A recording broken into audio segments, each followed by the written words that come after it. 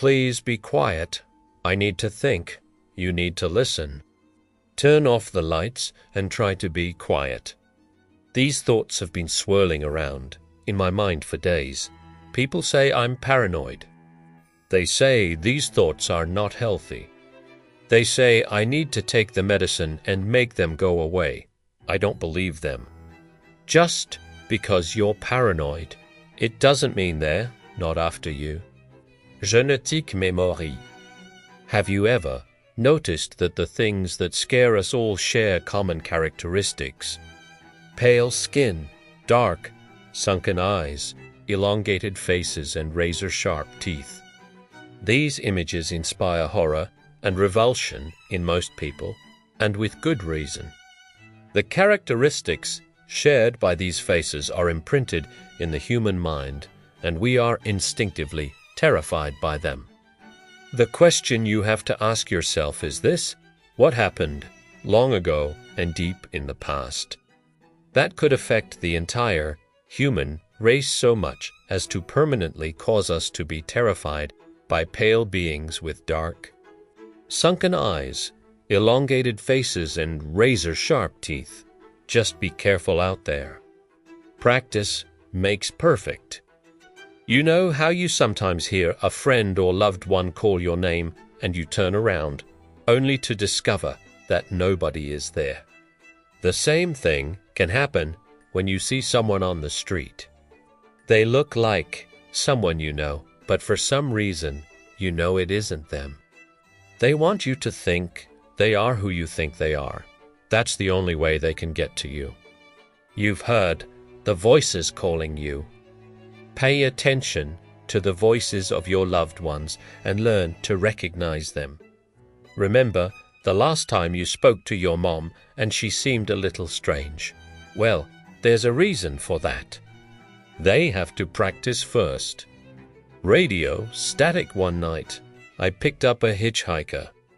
He seemed all right when he got into my car, but he didn't say a word. I turned on the radio to cover the awkward silence as I drove. He hurriedly turned it off. There was a panicked look in his eyes. They hide the voices that way, he said. I figured he was just a drunk, and I dropped him off at his house to sleep it off. Ever since then, whenever I turn on the radio, I hear a strange, static noise. It sounds like thousands of voices whispering in unison.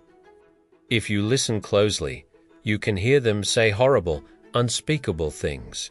So, please don't turn on the radio.